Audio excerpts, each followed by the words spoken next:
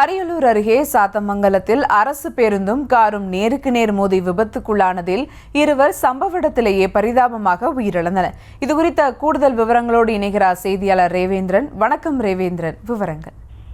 வணக்கம் சுபா. அதாவது அரியலூர் அரசு பேருந்தும் காரும் நேருக்கு நேர் மோதி கொண்டதில் காரில் பயணம் செய்த பெண் மற்றும் கார் ஓட்டுநர் உள்ளிட்ட 2 பேர் சம்பவ இடத்திலேயே உயிரிழந்தது பெரும் சோகத்தை ஏற்படுத்தியிருக்கிறது.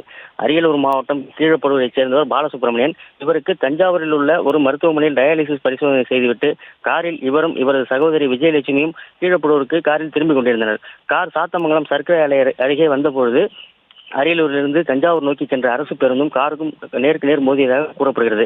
இதில் காரில் பயணம் செய்த விஜயலட்சுமி என்ற பெண்ணும் காரின் ஓட்டுநர் கீழப்படூரைச் சேர்ந்த முரளி ஆகிய இருவரும் சம்பவ இடத்திலேயே பலியாகினர். படுகாயமடைந்த பாலசுப்ரமணியன் உயர் சிகிச்சைக்காக அரியலூர் அரசு மருத்துவக் கல்லூரி மருத்துவமனைக்கு சிகிச்சைக்காக சேர்க்கப்பட்டுள்ளார். இந்த சம்பவம் அறிந்த கீழப்படூர் போலீசார் விபத்து குறித்து விசாரணை நடத்தி வருகின்றனர். விபத்தால் தஞ்சாவூர் சாலையில் போக்குவரத்தானது 1 மணி நேரம் அளவுக்கு பாதிக்கப்பட்டது என்பது குறிப்பிடத்தக்கது. விவரங்களுக்கு நன்றி ரேவேந்திரன்.